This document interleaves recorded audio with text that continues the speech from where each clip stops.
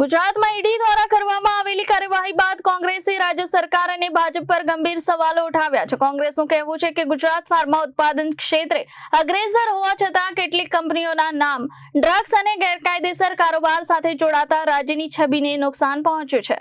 કોંગ્રેસે સમગ્ર મામલામાં રાજકીય જોડાણના પણ તપાસ કરવાની માંગ કરી છે। ગુજરાતમાં ઈડીની દરોડાની કાર્યવાહી મુદ્દે કોંગ્રેસે તીખી પ્રતિક્રિયા આપી છે। કોંગ્રેસના નેતાએ જણાવ્યું કે રાજ્યમાં અનેક ફાર્મા કંપનીઓમાં નશીલા પદાર્થોના ગેરકાયદેસર ઉત્પાદન અને વેપારના કિસ્સાઓ સામે આવી રહ્યા છે, જે ચિંતાજનક બાબત છે। કોંગ્રેસે જણાવ્યું કે સુરત, અંકલેશ્વર, સાણંદ, ચાંગોદર સહિતના વિસ્તારોમાં અગાઉ પણ વિવિધ કંપનીઓ સામે તપાસ થઈ ચૂકી છે। તાજેતરમાં રાજકોટ જિલ્લાના હડમતાળા વિસ્તારમાં આવેલ કંપનીમાં ઈડી દ્વારા નાણાકીય વ્યવહારોની તપાસ કરવામાં આવી છે।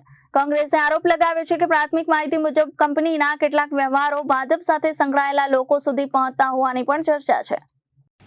સૌથી વધુ ફાર્મા ઉત્પાદનમાં ગુજરાત અવ્વલ નંબર અને અનેક ફાર્મા કંપનીઓ ગુજરાતમાં ધમધમતી હોય તેવા સમયે ફાર્મા કંપનીઓ પર કલંક લાગે અને ગુજરાત માટે પણ ચિંતાનો વિષય તે રીતે અનેક ફાર્મા કંપનીઓમાંથી ડ્રગ્સના મોટા કન્ટેનરો સાથે પકડાય છે। ટેબ્લેટો બનાવવાનો, કેપ્સ્યુલ બનાવવાનો અને નશીલા પદાર્થોના આ કંપનીઓના નામમાં સુરત હોય કે પછી અંકલેશ્વર હોય કે પાદરા હોય કે સાણંદ, ચાંગોદર હોય કે પછી તાજેતરમાં દેશને હચમચાવી નાખે તેવું આંતરરાષ્ટ્રીય હવાલા કાંડનું અને આતંકવાદી પ્રવૃત્તિ સાથે જે પ્રાથમિક સમાચાર મળે છે, માહિતી મળે છે, તે મુજબ તે ઈડીએ દરોડા પાડીને રાજકોટ જિલ્લામાં હડમતાળા ખાતે કાર્યરત કંપનીમાં ફાર્મા કંપનીની અંદરના પણ વ્યવહારોની તપાસ અને ચકાસણી મોટા પાયે કરી રહી છે। અને એમાં જે પ્રાથમિક માહિતી મળે છે તેમાં આ કંપની સાથે ભાજપાના એક નેતાના બહુ નજીકના સંબંધ છે। સ્થાનિક માધ્યમોમાં પણ એ મોટા પાયે પ્રસિદ્ધ થયા છે। પણ હું આપના માધ્યમથી સીધા પ્રશ્ન પૂછવા માંગુ છું કે 10 વર્ષથી કાર્યરત ફાર્મા કંપનીમાં કોના આશીર્વાદથી આ પ્રકારનો ધંધો કારોબાર ચાલતો હતો?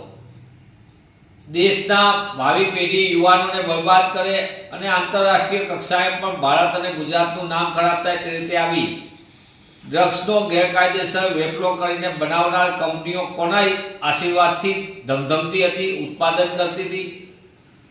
આ કંપની સાથે ભાજપાના કયા નેતાને ઘરાકો છે, ભાગીદારી છે, તેની તપાસ થશે કે કેમ?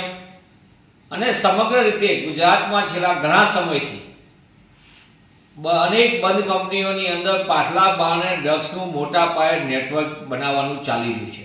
અંકલેશ્વરમાં પણ કરોડો રૂપિયાના ડ્રગ્સ બનાવતી કંપની, ફાર્મા કંપનીનું પકડાણું, પણ આજ દિન સુધી એનું શું થયું ખબર નથી।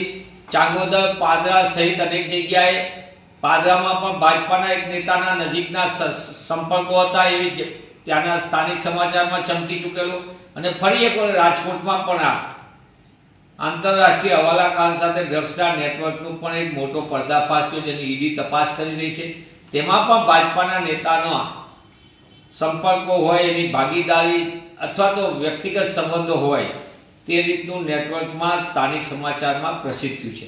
ત્યારે કોંગ્રેસ પક્ષ તરીકે અમે માંગ કરીએ છીએ કે સરકારની નીતિને નિયત સાફ હોય તો આ સમગ્ર બનાવમાં કોના કનેક્શનો હતા, કોના આશીર્વાદથી આ ફેક્ટરીઓ ધમધમે છે, કોના આશીર્વાદથી દેશની ભાવિ પેઢીને બરબાદ થાય અને આંતરરાષ્ટ્રીય કક્ષાએ આપણું નામ ખરાબ થાય તેવી આવી ફાર્માસ્યુટિકલ કંપની જે ડ્રગ્સનો ગેરકાનૂની વેપલો કરે છે તેની સામે કેટલી તપાસ થઈ ને કઈ રીતે તપાસ થઈ અને કયા માથાઓના રાજકીય આશીર્વાદ હતા, એ કોના ફંડિંગથી ચાલતું હતું અથવા કોના ફંડિંગના ઈશારે આ બધું રાજકીય આશ્રય મેળવતા હતા, આ સમગ્ર બાબતની તપાસ થવી જોઈએ એવી કોંગ્રેસ પક્ષ તરીકે અમે માંગ કરીએ છીએ।